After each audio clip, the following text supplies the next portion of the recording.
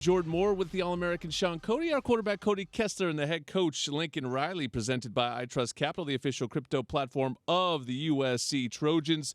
Great to have you, Coach. Congratulations on an outstanding win on Saturday in Nebraska.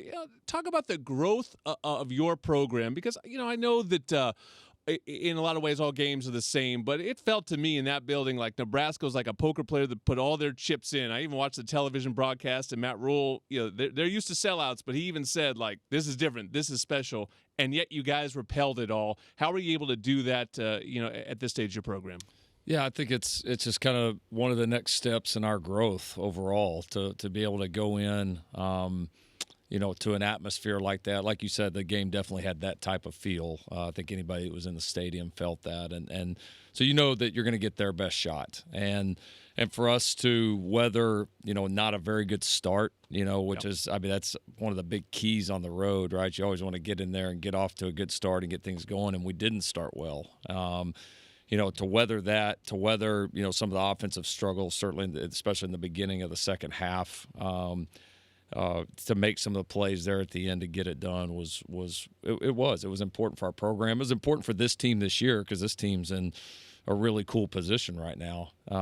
But it's big picture wise, it was important as well to go get a big road win, to be able to overcome some things and show the toughness and resilience that you have to have, because to win the amount of games that we want and expect to win here, you have to win different ways. They're not all going to look the same. Each game is its own chapter, and you got to be resilient and you got to be tough and you got to find a way to do it.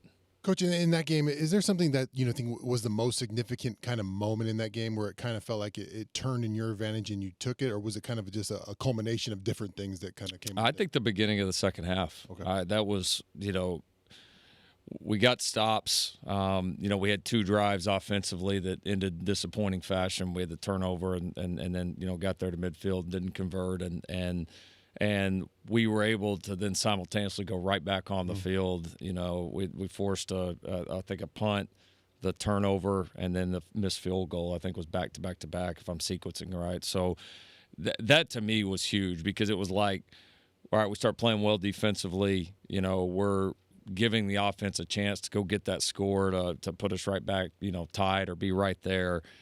It didn't happen, and then we just kept making the stops. And then eventually, I felt like once we got that first one in, I kept telling the guys on the sideline, the offense, the defense, everybody, like, I'm telling you, like, we're fixing to score, and then the floodgates are going to open. Like, you could just tell, like, if we could just get one, and then once we did, we played pretty good team ball after that. Coach, not Jaden Maiava's best performance, especially when it came to throwing the football, at least by his standards, but when you play quarterback, those days are going to happen, and I've had plenty of them. What the good ones do, though, is they still find a way to overcome it and get the win for their football team. What did you see from Jaden Maiava on Saturday? Yeah, that's a great way to describe it. He made a lot of winning decisions. He made a lot of plays. He was obviously very aggressive with his legs, which it became that type of game.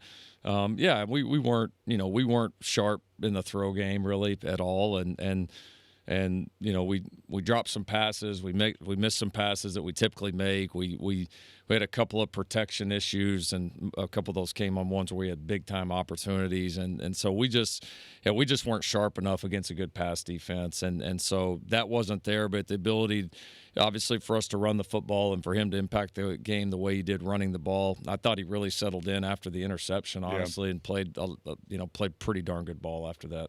You're listening to head coach Lincoln Riley on Trojans Live. Coach, you said to us after the game that they were sort of daring you guys to run the football. I thought you guys in the booth did a good job of sort of seeing that throughout the game. But how much of play calling is dictated by the defense versus what you want to do? How do you balance that as a play caller? Because you're obviously not going to run the ball 100% of the time, even if that is the look. Yeah, it's. I mean, that's kind of just the chess match, right? And it's how much do you react to that versus how much do you run your own system? And I mean, there were certainly parts of the game like that where it did feel a little bit like that. Like, all right, are they really going to hand it off to these guys this many times and do it? It wasn't like it was like that, every snap the entire game, though. I mean, we ran the ball well, too. It's not like we're just sitting there running it into a light box with no defenders. Like, we ran the ball pretty well, too, into some pretty loaded boxes and we're able, for the most part, to still be pretty effective. And so, I mean, I think there's definitely some push-pull there. I think, big picture what you're trying to develop as an offense, a defense, a special teams. Doesn't matter what side of the ball it is. Where no matter how people play you, you feel like you have the weapons, you have the techniques, you have the scheme to be able to attack people, right back with whatever they do. And so I've never cared a whole lot like how many times we run it and throw it. I honestly, I pay very little attention to it. Like at halftime, it's like one of the things I rarely look at. It just to me like, all right, how are they playing us? Are we challenging them? Are we doing things that can help us be effective? Like to me, run, pass, and all that. It's not irrelevant, but it's overrated to me. Like it's more about like, are you moving it, and are you doing things that you do well and doing things that give people trouble? Coach, offensive line-wise, you can't say enough about a guy like Tobias Raymond. You start the game at one position, you have to kick over to somewhere else, especially on the other side in a new spot. And didn't seem like the offensive line, lost too much steam. Elijah Page joins back with the group. What did you feel about their performance? Obviously not perfect, but they got the job done. Yeah, they did a really good job. We obviously ran the ball well, and they were the key catalyst behind that. I thought those guys and our tight ends really were blocked just awesome in the run game.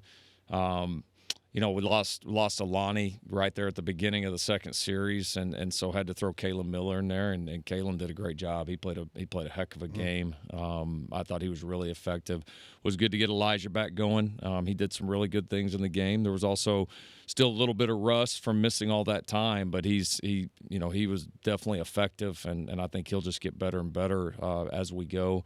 But yeah, really proud of the group again.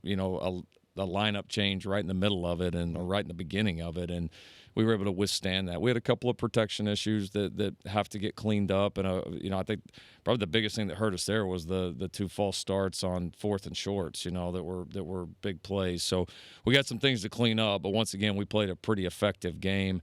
And even more impressive because, again, just the lineup changes have been the constant this year. Coach, you mentioned Kalen Miller, but I want to talk about his brother, King Miller. Another big night for him. He really dominated in the run game all game long. I love the way, too, that he plays with patience and vision, and you can really tell that he spent time this offseason with Wayman Jordan and some of those guys in that room. What gives you confidence? I know he's only a freshman, but what gives you confidence to keep giving him the football in those big-time moments? Yeah, he kind of keeps answering the bell, and I thought I was proud that I thought his physicality as a runner really showed more than it had in the other games. I mean, he obviously popped some big ones in the Michigan game and had done a few others obviously before that, but this was a game where there was going to be a lot of physical runs, and you saw him finish a lot of runs going forward, getting behind his pads, getting yards after the contact. Like I think he's just getting more and more confident, as a runner. When you combine that with his natural ability and the patience, as you described, you're going to see a guy get better and better and have the ability to impact the game. Speaking of young players stepping up, I thought Marcellus Williams had his best game as a Trojan, and they clearly wanted to go after him. I mean, right from the start of the game, they were really not even trying to get passes against him, but get calls against him. It seemed like they were just trying to drop PIs. Maybe they got one over the course of the game, but it felt like he got them more than they got him. He feels important to this team because that spot has been kind of a rotating door this season. His growth and his play, how important is that the final month here? It's been important. I think, we've really started to settle in with both him and DeCarlos as the starting two corners. And I think, we've just seen their play just really over the last several weeks just get better and better. And those guys are getting confident. Marcellus is a young guy that's just improving quickly. You just see it every week. He gets a little bit more comfortable, a little bit more confident, in his technique, and just getting out there and trusting it. It's probably, you could argue, it might be the toughest position in football to go out there and really trust it, because you are on that island a lot of times in one way or another. It's and it's not always passes. Like a lot of times as a corner, if you're having to make a tackle, it's you make it or it's a big play. Or if you're having to leverage the ball, you make it or it's a big play. And so I just think I see growth from both him and DeCarlos on. They're just starting to do more what they do in practice. They're starting to get out there and just really trust the system, really trust their coaching and their technique, and you're seeing them play with good technique way more. The only time in the game he really didn't trust it was the PI call that he got. And really the other ones he was super effective, and it definitely gave us the ability defensively to I think change up the looks a little bit more, which was great.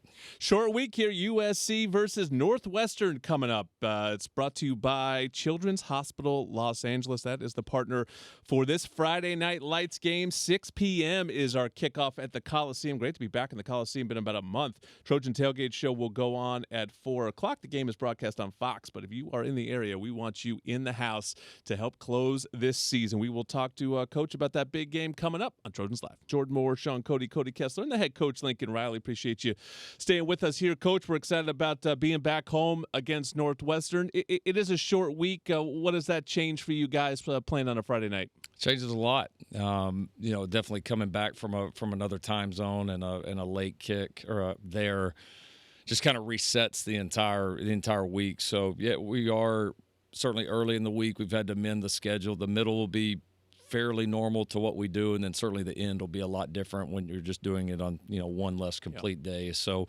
it's part of the challenge. We've known that this one was coming, and so we've tried to prepare ourselves from a scheduling standpoint.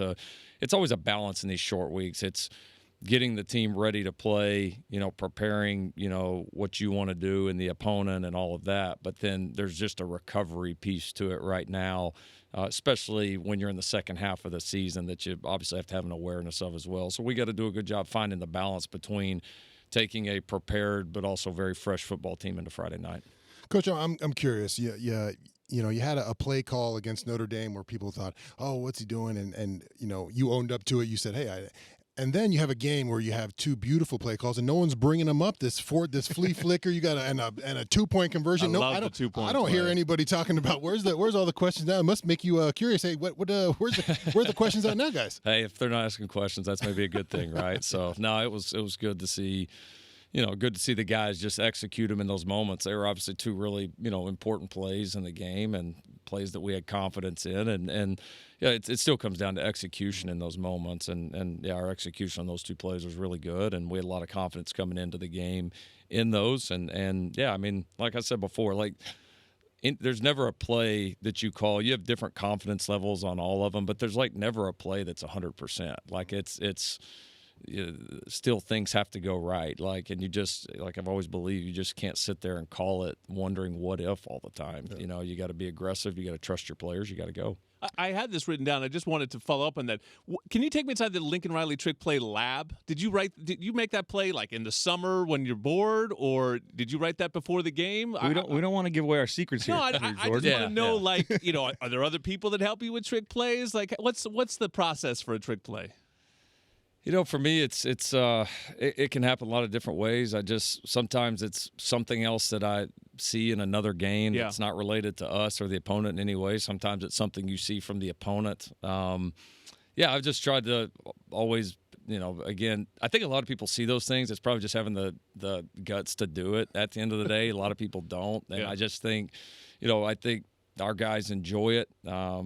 I think it makes people maybe a little more hesitant when they play us, knowing that we will do some of those things. And you just got to have confidence. And we've got a really creative offensive staff. So there's ideas come from a lot of different places. It's it's probably like a lot of things. Probably if we throw 10 of them up on the wall, 9 of them suck. And then one of them might be genius. And sometimes the difference between something really, really smart and something really, really dumb is not that much. So we have fun with it, and obviously it's great when they work. Coach, to that point, when Coach Sarkisian was here, we sat on a quarterback throwback for about a whole season, and we never got it called. So I was always frustrated about that. We ran a lot in practice, but we never got it called in the game. Yeah. Coach, 6-2, 4 games left to go. Everything that this team wants in front of them. What do you need to see from your guys down the stretch to finish where they want to be at the end of the year?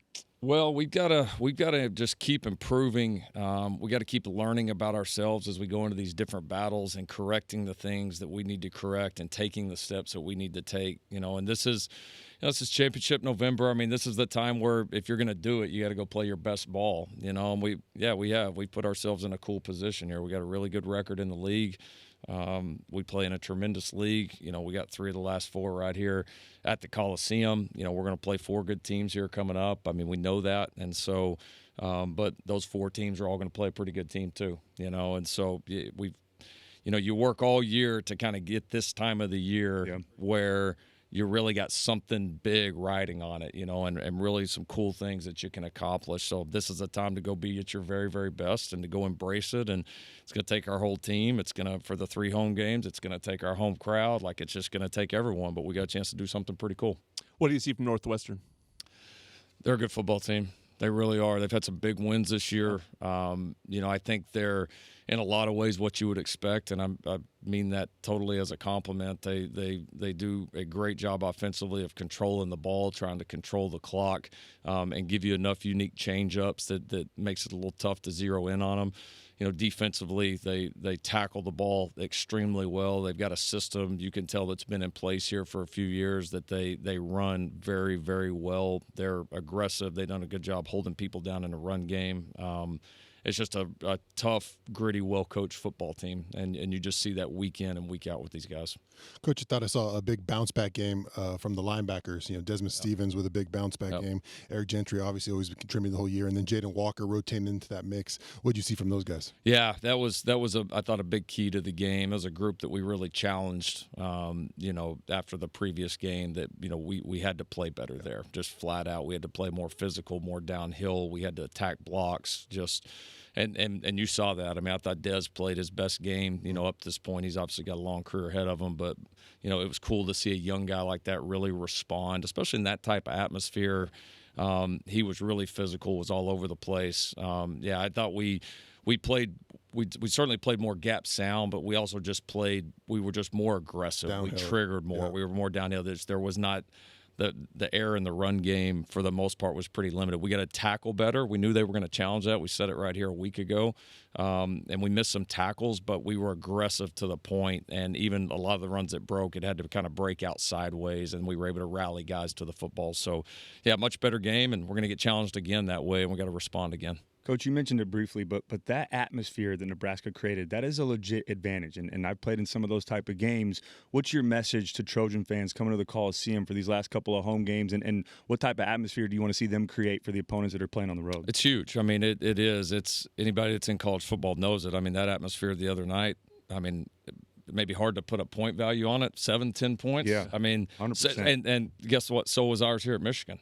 So was ours. When you have a great atmosphere, it is something else that the other team has to deal with. It is just part of it. And so that'll be important the rest of the way through, starting this Friday, for our group to do that and our fans and to be passionate, come enjoy it, be excited about what this football team's doing, what this program's doing, and you make a big difference. Let's go. 3 more chances to catch this team at the Collie. They're all huge games. This team has everything to play for. We will talk to Coach about that Northwestern game coming up next week. That Northwestern game is presented by Children's Hospital Los Angeles. It'll kick at 6 o'clock on Friday night. Trojan Tailgate Show will go on at 4 o'clock. Defense stepped up, really won that game against Nebraska. Keyshawn Silver right in the middle of things. He's coming up next on Trojans Live.